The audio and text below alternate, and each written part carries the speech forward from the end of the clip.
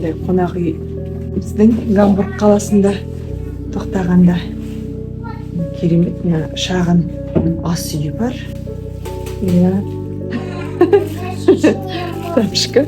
Мына жерге тамақ ішеміз, жиналыс жасаймыз. Иә.